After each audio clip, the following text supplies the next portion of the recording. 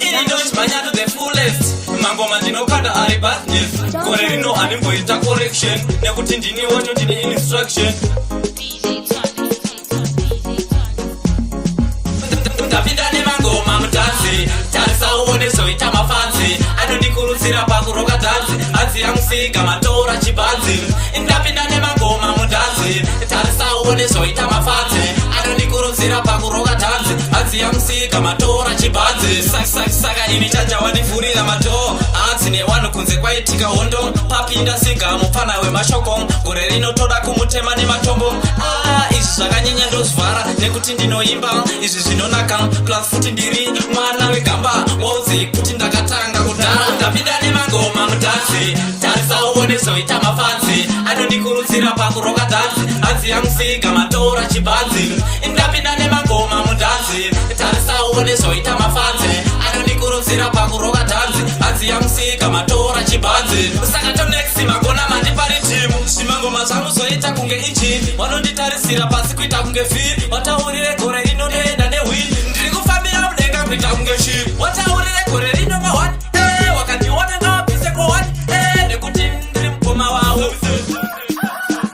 Ini don't manya to the fullest. Mangoma ndinokanda ari badness. Gore rino animboita correction. Nekuti ndini wacho ndini instruction. Ndapinda nemangoma mutanzi. Tarisa uone zoita mafanzi. Anondikurudzira pakuroka dhanzi. Hadzi yamusika matora chibanzi. Ndapinda nemangoma mutanzi. Tarisa uone zoita mafanzi. Anondikurudzira pakuroka dhanzi. Hadzi yamusika matora chibanzi. Saka ini chajawandifurira mato. Hadzi newanu kunze kwaitika hondo. Papinda siga mufana wemashoko. Gore rinotoda kumutema nematombo. Izvi zvakanyanya ndozvara nekuti ndinoimba. Izvi zvinonaka plus futi ndiri mwana wegamba. Wauzi kuti ndakatanga kudhara. Ndapinda nemangoma mutanzi. Tarisa uone zoita mafanzi. Anondikurudzira pakuroka dhanzi. Hadzi yamusika matora chibanzi. Ndapinda nemangoma mutanzi. Tarisa uone zoita mafanzi. Anondikurudzira pakuroka dhanzi. Hadzi yamusika matora chibanzi.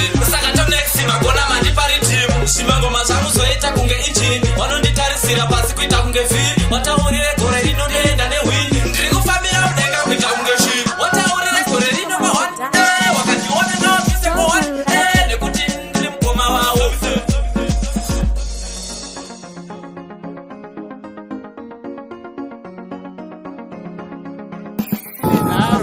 Sapa vanotisiga.